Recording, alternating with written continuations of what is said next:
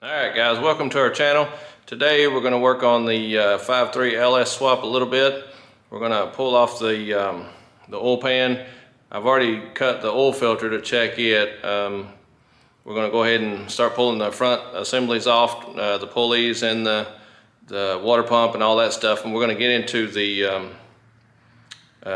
change the oil pump. The deal with this motor, it was built or whatever, I ended up with it. The complaint is it's got low oil pressure. And when I pulled the oil filter, there was a lot of gas in it where it's been running rich, or they flooded it out or something. I'm trying to get it started. So we're going to go ahead and check that. We're going to pull all the covers off, check that oil pump, see if it's got a bad O-ring or a bad gasket or something, see if they just didn't do something right. When somebody builds a motor, always keep up with your oil filter. Always check the fluids.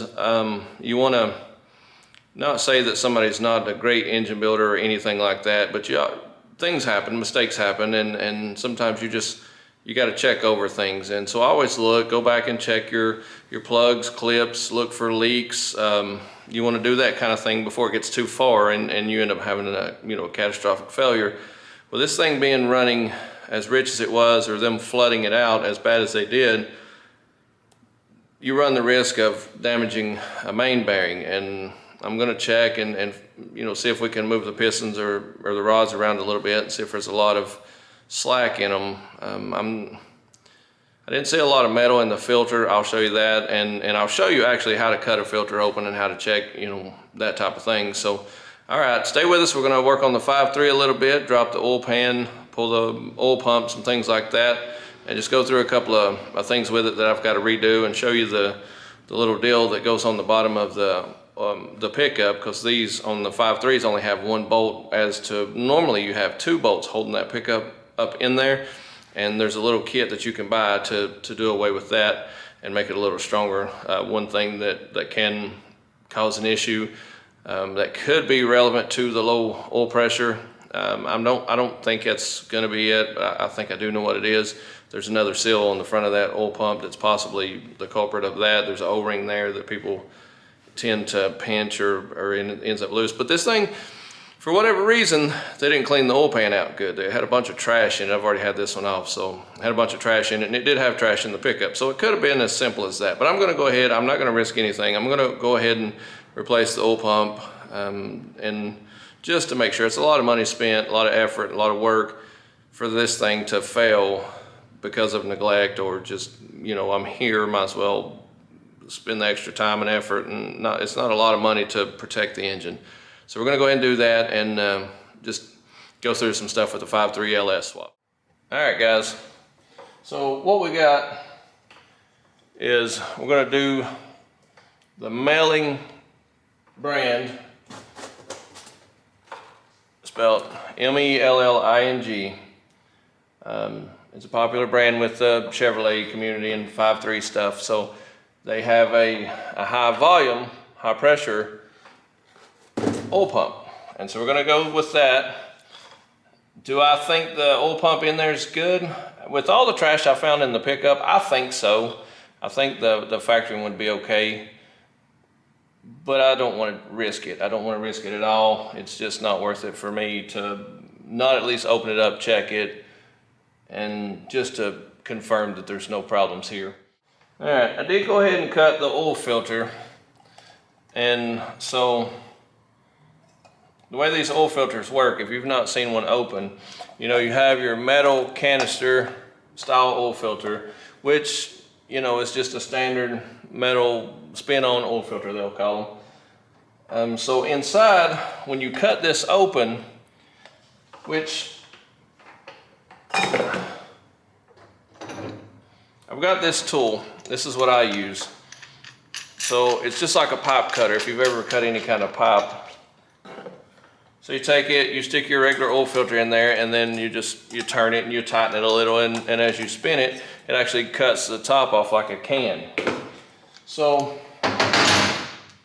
inside, you will actually have like this style filter, so you can actually go inside of it. Some of these filters are just like a drop-in filter. They don't even have the canister anymore. Some of them you just drop this actual filter in. So this is actually what's inside of one of the spin-on filters. And so what you do, which there's trash on it now where it's been in this tub, but you get your filter and you open it up, and you should see inside the seams in there, whether there's metal or trash or anything. On a new engine, there may be a little bit of some silver sheen. You don't want a lot of big parts. There may be, like if they didn't clean their engine good after the milling process with the machinist or whatever, you'll get some trash from that. You do want to try to wipe everything down as you're assembling an engine. You don't want any big metal pieces. And like I say, you may find a little bit of maybe just some gray matter from, you know, from where it's the surfaces are start cutting their own groove where they're going to ride. They will actually,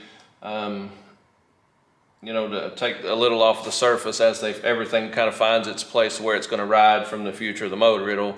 It'll cut the bearings, you know, not damage them, but it'll kind of build where it's going to live in the course of this engine. And so if you see a bunch of big metal shavings, somebody's miscalculated somewhere. So you shouldn't see a bunch of trash. Like I say, you may see there's a little bit of a light silver, just maybe a little, but it's not a lot. It's nothing to be concerned with, and very little, if any, actually. So whoever built this motor built it pretty good. The thing about this, what I'm concerned with is, I guess when they were trying to crank it, they actually carbureted this instead of fuel injected. So what I'm concerned with is when I took this filter off, it had a lot of fuel in the oil. And that's dangerous when it comes to bearings. That can really, you know, be catastrophic. It can damage bearings quick when you don't have the viscosity, the slickness of the oil. That's what it actually does. It keeps everything slick so the moving parts don't become abrasive and damage, you know, and just scar it up and try to weld itself together by not being able to turn smoothly with the lubricant. Well, once that fuel gets in there, it breaks down the viscosity and it's not slick anymore. So when it's not slick anymore, then you could possibly have an issue where your bearing gets hot and it starts becoming disfigured and starts, the crank actually starts cutting into it, or the main cap on the rod starts, you know, becoming abrasive, and it starts creating heat and scarring it up and damaging it. And then you heard the expression throw a rod, then you're throwing a rod, which is actually you spin a bearing most of the time. Or, you know, if it does break, then you truly throw a rod through the side of the engine block or something, then you're definitely in trouble. Spinning a bearing, you can recover from that as long as you don't let it go too bad. But it is an engine rebuild, a bottom end rebuild. You end up having to take the crank and all that stuff out and check for damage. And you can re-bearing an engine and put it back together. But you do want to make sure that it didn't damage the crank. You can have the crank actually polished, and if it did a little scarring, you can actually have that crank put a little work on it, and you can actually buy an oversized bearing, which you don't see much of that anymore. Everything nowadays is you know, better equipment, better material, and it all seems to work and last a lot better. And especially these 5.3s, if you've rebuilt one of these and you've done your tolerances and you've spent the right amount of money and you've done the homework and the work on this thing, it should stay together pretty well. You shouldn't have a lot of problems. And there's a lot of work involved in building a motor, but it's, as long as you make the effort to do it right and you take the time to do it right, you should turn out okay, and you bought quality parts. Sometimes you can get away with cheaper parts. They just end up being made well.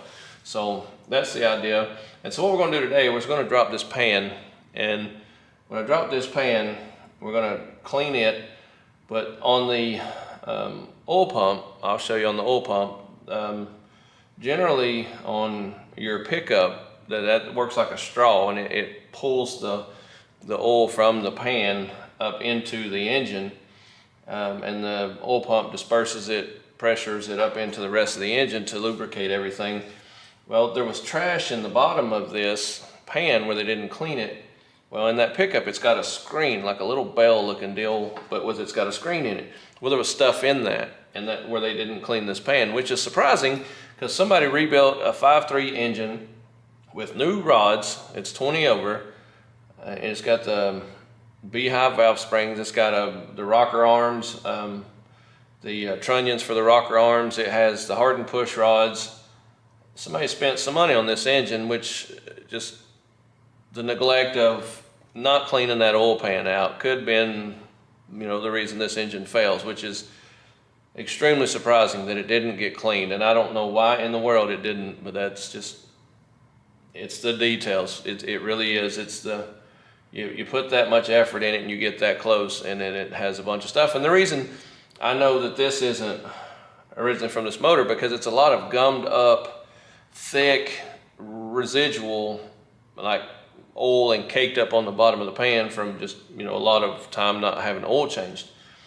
This engine, this engine can't have, by the looks of the inside the heads and, flipping the engine upside down and pulling the oil pan off, this engine looks, for the most part, brand new inside. There's no discoloring, there's no buildup of any oil or any trash, except for in the oil pan. There's no way it's made that much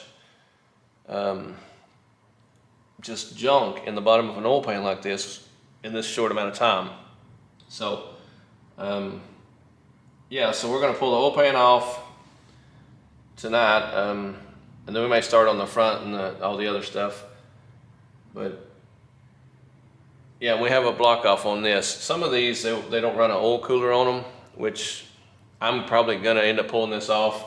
I may run an oil cooler and add maybe a little more oil.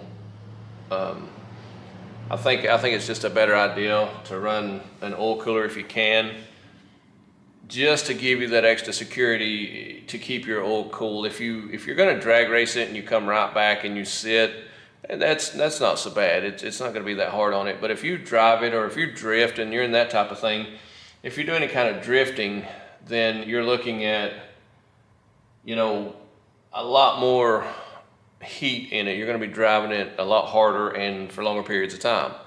So, as versus like drag racing, you're just going to, stage up, hit it, make a pass. You're probably not going to do a lot of just constantly running back to the starting line. And if you do, sometimes you'll get caught in traffic and you end up having to sit and wait. So a lot of times, you'll end up shutting it off. If you run a fuel cell, you won't have a ton of fuel with you. So you'll actually be able to shut it off and it'll cool in between. But drifting, you're to the floor the whole time, every second of it, until you're done. So you have oil sloshing around and all that. And so if there's trash in here, it tends to pick that up too. So you got to watch and keep your oil pan clean, especially any kind of drifting. And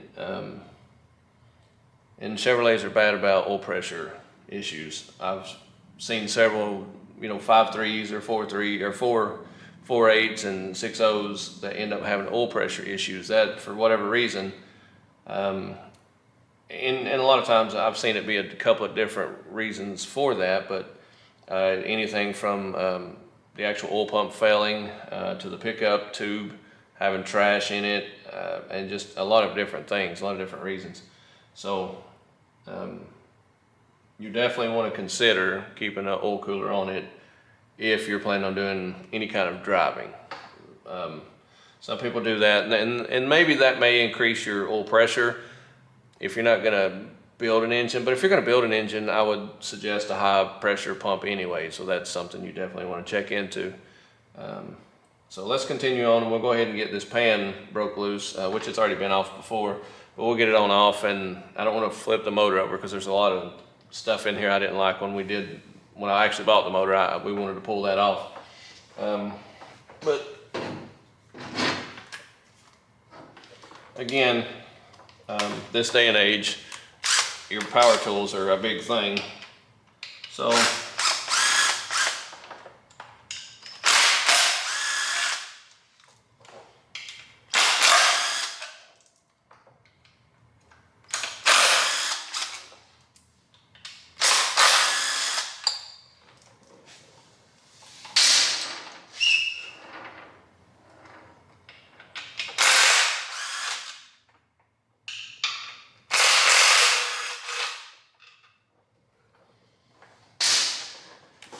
And when I put these back on, I'll put the engine more on a 45 or flipped over. I don't usually go upside down if I don't have to, but I will. It's just easier to get to, and it's easier to put the pan gasket and stuff on. So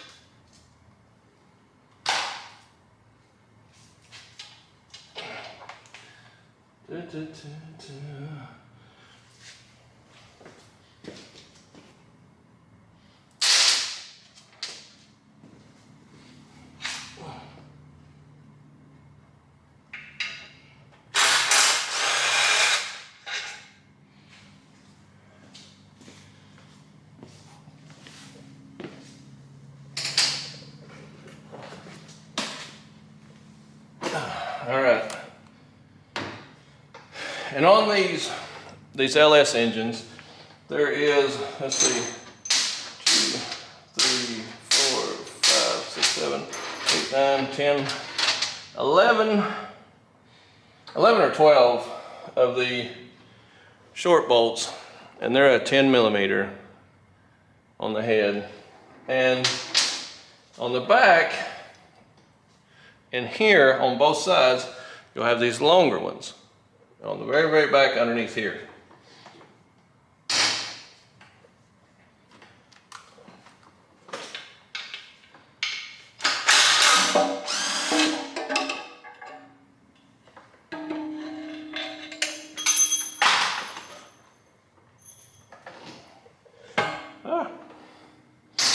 All right, so inside this oil pan, there ends up being a whole bunch of just sludge and old, okay, so you see that sludge. There's no way that's all new. There's no way that what little this life of this engine has been ran,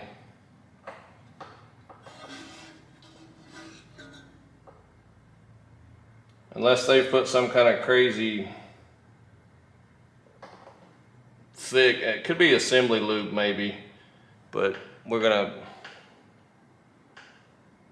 just too much. To me, it's just too much stuff. They cleaned it out, and if that's assembly lube, I mean, it's thick, but I think there's sludge in it too. I just don't think they cleaned it out very well, because there's pieces of that's a piece of rock or something, you know. I just don't think they did a very good job in cleaning that out. And the engine ran entirely too good. Didn't have any bearing issues. It didn't. Now again, my concern is that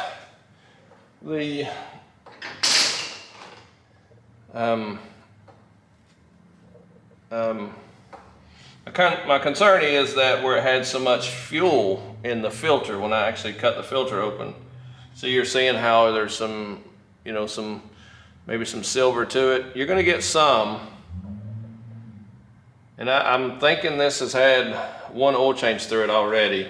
But if it keeps throwing it out like that, this engine may already have problems, but it's an awful lot of just silver. We'll just have to run it and keep our fingers crossed that it's not gonna come apart on us, because it's pretty nasty. It's awful dark.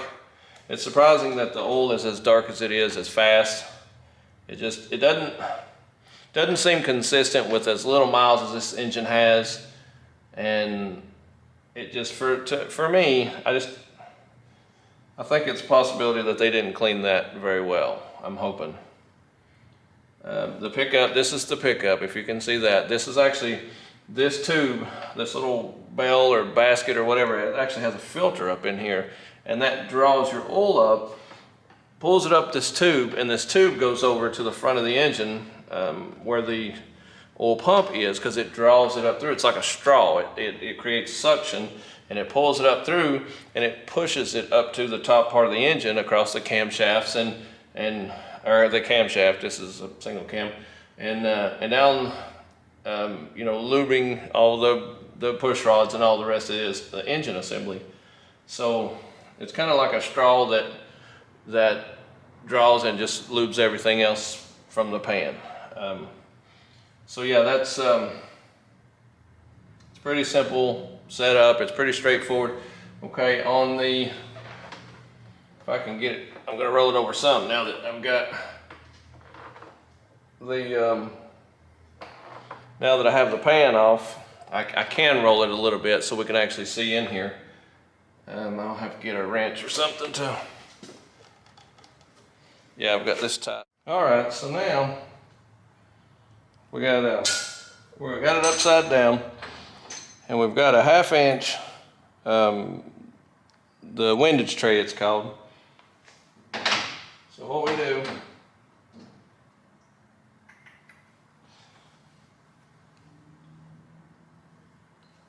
let's go ahead and we'll take the, see the, right here, if you see there's one bolt right here, and that is the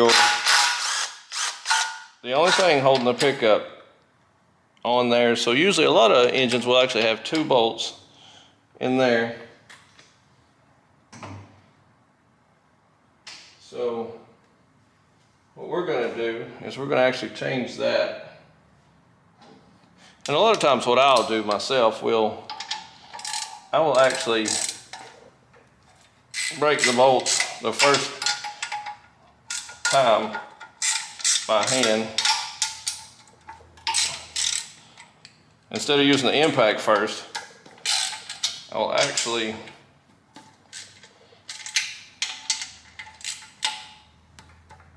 use the ratchet to break it loose.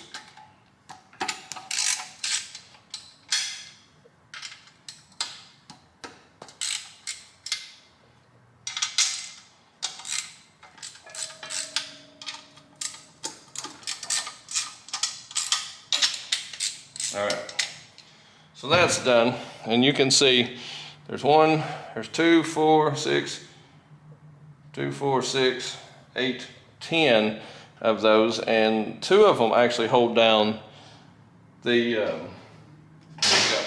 So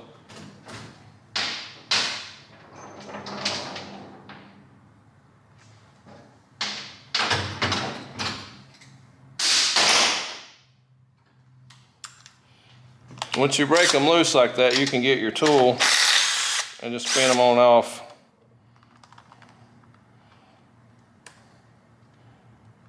Come on now.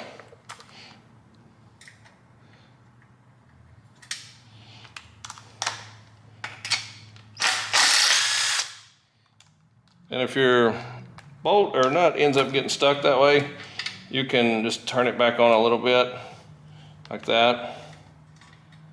And you can just take them off that last little bit.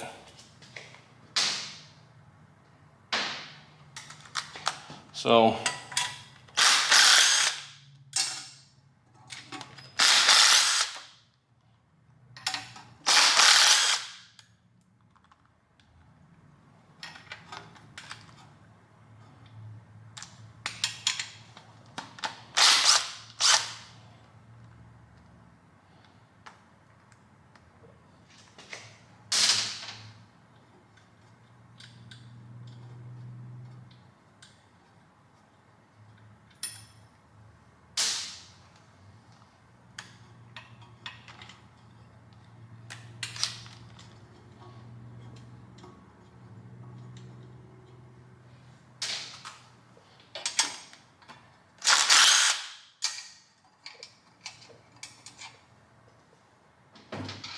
all right, so when you get these off of the actual pickup,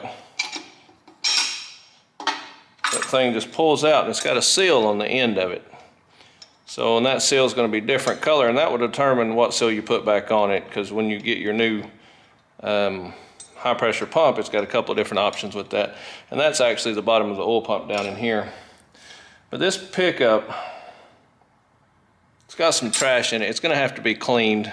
So inside there is your screen, and that's what keeps you from picking trash up in there. But I've already cleaned it out a little bit before, when I actually first pulled this apart and looked at it before I bought this engine.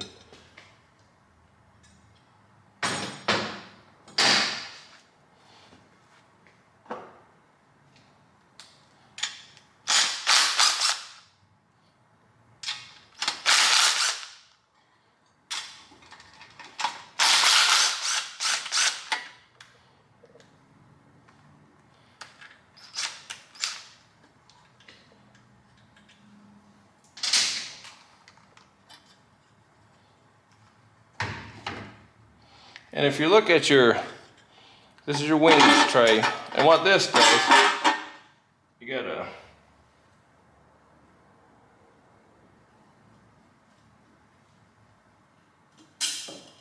pull your dipstick out. You can pull your dipstick out enough, it'll actually right here, it comes up past your windows tray.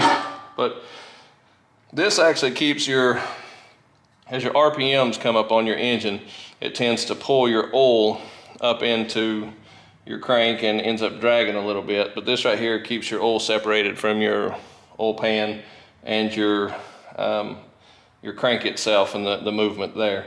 So that's the main goal. And this actually thing is actually marked for rear, so that will actually go to the back of the engine.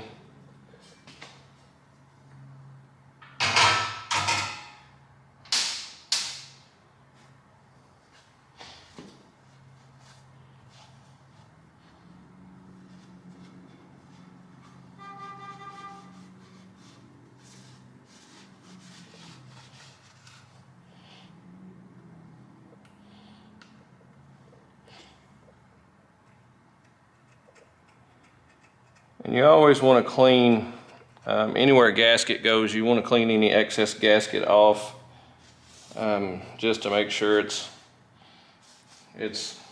when the new one goes on, it's good and clean surface.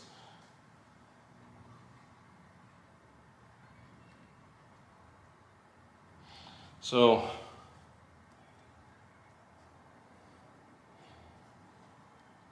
everything's good and tight.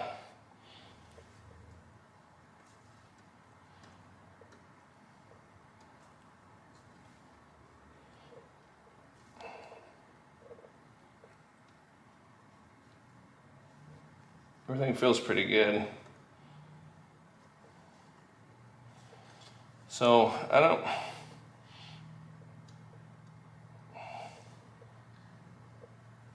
don't feel like we have a lot of issue there. I think we're okay.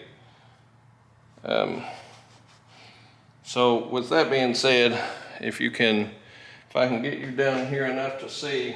So in this engine, you can see that these are brand new pistons. It's hard to tell from here, but the pistons are actually brand new.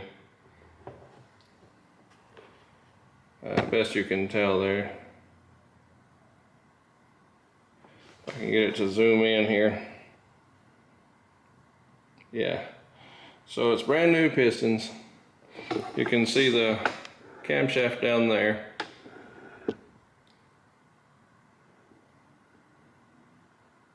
It's hard to tell in this thing, but this engine has definitely been rebuilt. No doubt about that. Alright, so we're back on the front of the engine here. And this is going to be your tensioner. I don't know if this is any type of aftermarket. It doesn't look like a regular tensioner to me. I'm not 100% certain if that's what comes on the 5.3s, but the way these work, I don't know exactly where this come from, but it was on this engine. But it's just a tensioner, and the way a lot of your tensioners work, there's usually the bolt right here, and it's spring loaded in the back, this piece here, the back joint kind of deal. And so you end up just rotating it, and when you rotate it, that'll allow you to pull your belt off. You see what I'm saying? So let me back you up here and So what you'll do is you end up taking this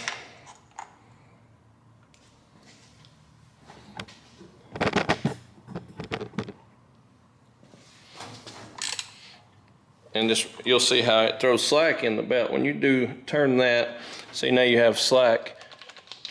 That's how you're going to pretty much just change your serpentine belt. So that'll just pop off, and then that'll allow that to be loose.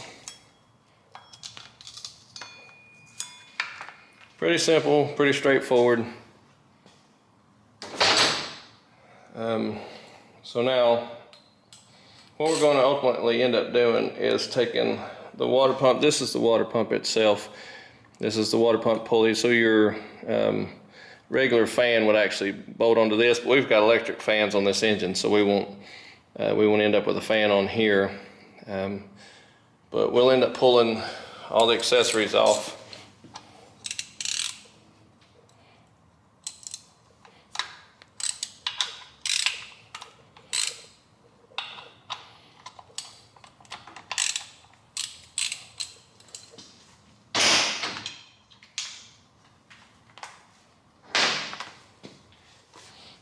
And these things are pretty long, so I'm going to definitely use the power tools.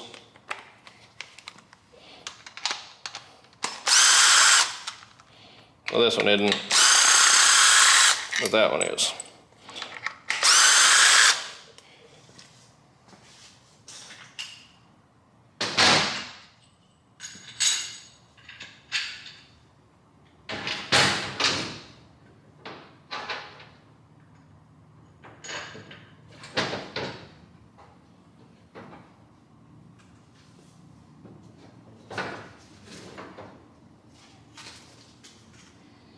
All right, so the accessories on this, I try to leave them on here if I can. And you'll see what I'm talking about. Sometimes, like on some of your 5.7s and some of your other engines, the ear back here on the top of this piece ends up being in the way, and you end up having to take, like if you're going to change a valve cover, this piece is in the way. So you end up having to pull this piece off just to do a valve cover. So what a lot of people will do is actually cut that ear off on like a 5.7 truck. So that way you can take your valve covers off later. But these, you don't have to worry about that as much.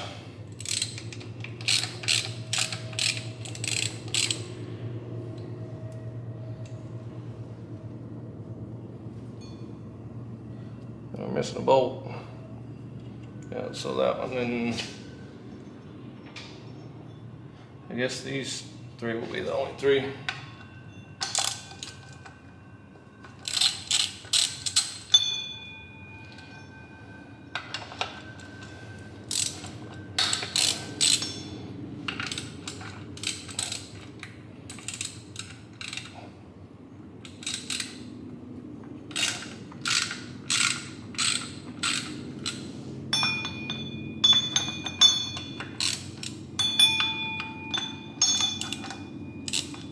All right.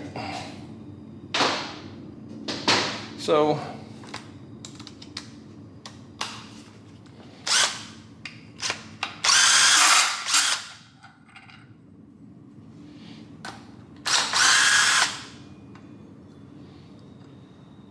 now it just goes to the, yeah, so we don't have to pull that one.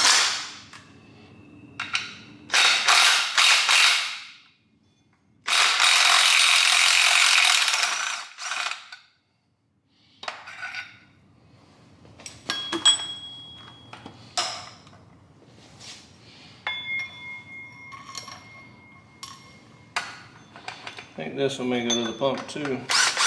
It does. So these two go to the pump. All right.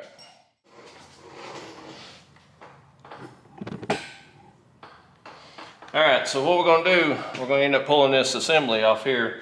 It's gonna be your alternator and your power steering's all gonna be on this, and then your, just your pulley. So we'll go ahead and take that stuff off. It looks like it's missing some bolts here. Somebody, I guess when they put this back, they tried to simplify it to put what little they had to back on it. So I'm assuming that, well, I got it right here. I'm going to go ahead and make sure I got all these bolts tight, but I'm assuming they planned on either working on it again or they just mix match possibly the bolts. So this doesn't look like the right bolts here.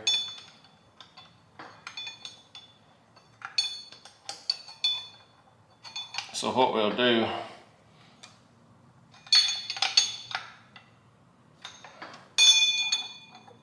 is we'll go over these bolts. I'm not 100% certain they're the right ones, so on the side there's usually a plate this way that holds this assembly onto the side, and as you can tell, I don't think that's the right bolts. This doesn't seem correct to me. So that being said, we'll yeah, see that bolt's not very long, it doesn't feel like, so that bolt is actually a little short for this application, I think. And then on the bottom, we got one right here, which, let me get you, come down here with me. And so there's one right here, and that should turn us loose.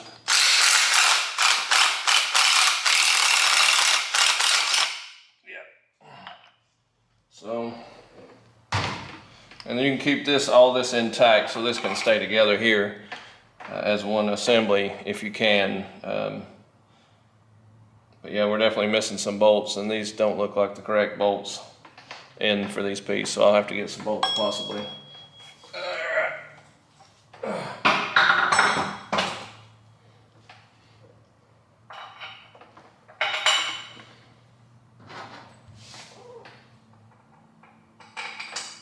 So we're down to, they got the AC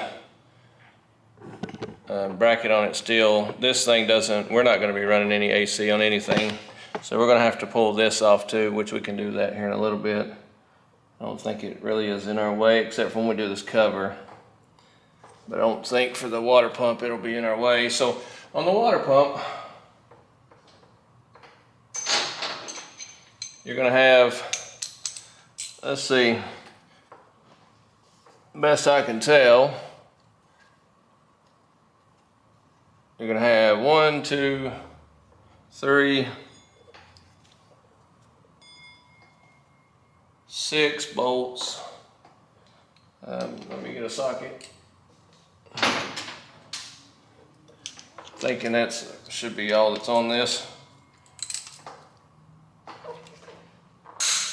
Oh my goodness, there we go.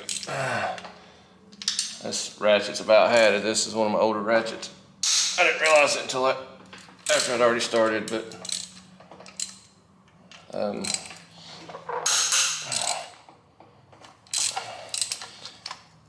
and when you paint all the bolts and stuff, if you ever have to replace it, come on, there we go. If you ever have to replace anything, all it's going to do is just break out and crack. And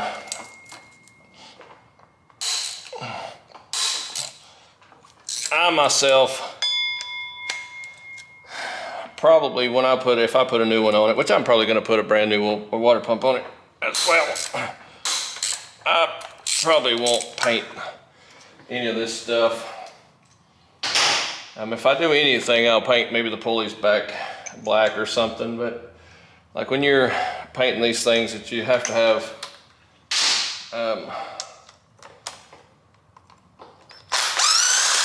the bolts themselves are relevant to, you see how rusty these things are?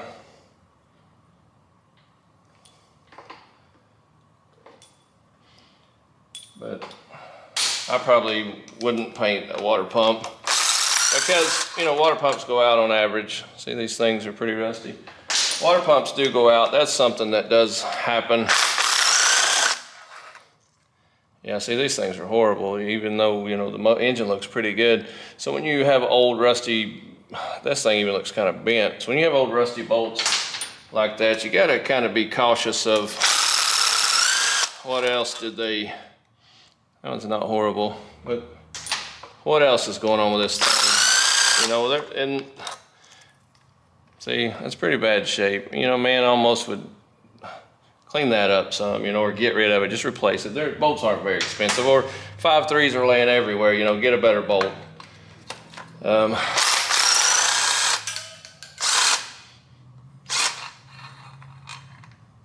You know, all of them are gonna be the same. So there's 6 of those bolts that come out, and they're 10 millimeter.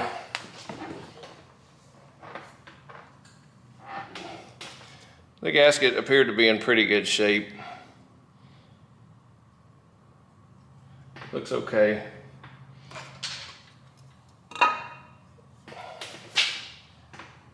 There's a little rust in it, little surface rust inside there, but it's nothing horrible, nothing, you know, it's gonna be crazy.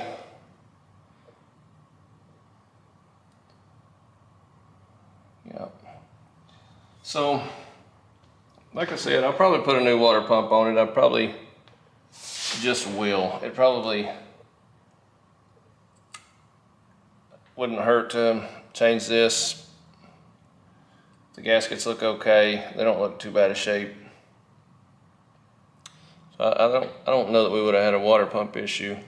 And again, that the issue with this engine is it had low oil pressure. So with low oil pressure, we got to go to the oil pump. We've got to, and your oil pump is going to be behind here, and your timing chain is going to be in here. So your cams through the center here. Well, with this, with a high lift cam, I want to see the cam. I want to know what kind of cam is in this thing. So that way, if we, you know, do any kind of dyno tuning or any of that stuff, I want to know the numbers on that cam, you know, just so I know what I got. Like, you know, for all I know, this guy's just found something from somebody and he doesn't know it himself, you know.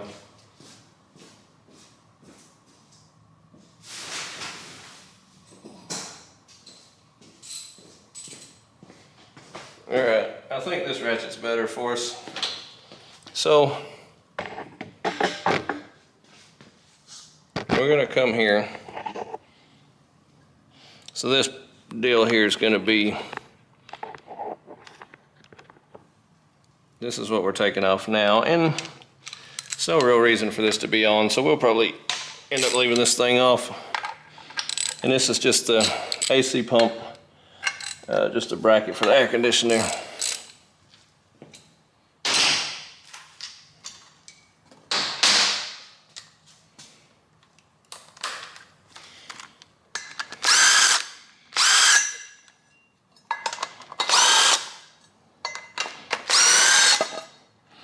There's not really any reason for this to be on this motor.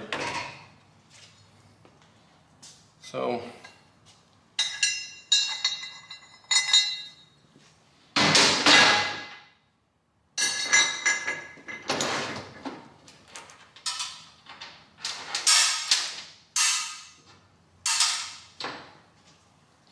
all right, so now we're down to this jewel, and then we're gonna, once we get that crank pulley off, I don't know if I have impact strong enough.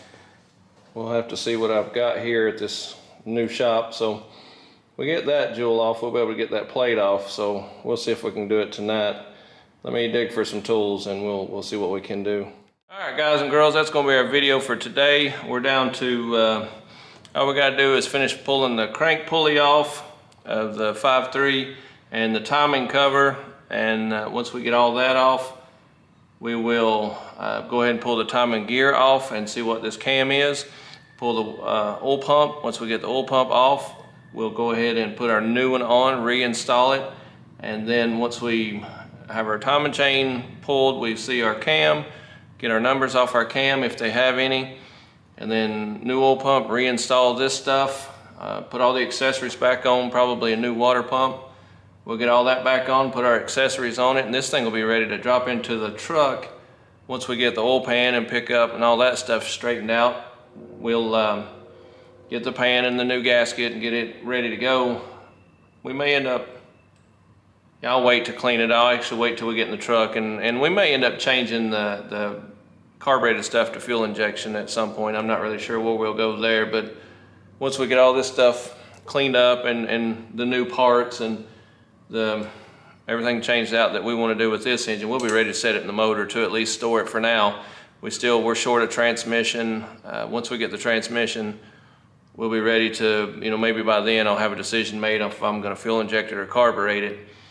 So this is going to be one of those projects that's probably pushed off to the back burner once we get the engine completed to, be able to get it in the truck and at least get this truck kind of out of my way to get into another project. Usually the way this works is, parts will fall into my lap. If we run into a 2-speed Power Glide in the meantime, we'll grab it, we'll, service it. If it needs rebuilt, we'll see what it needs.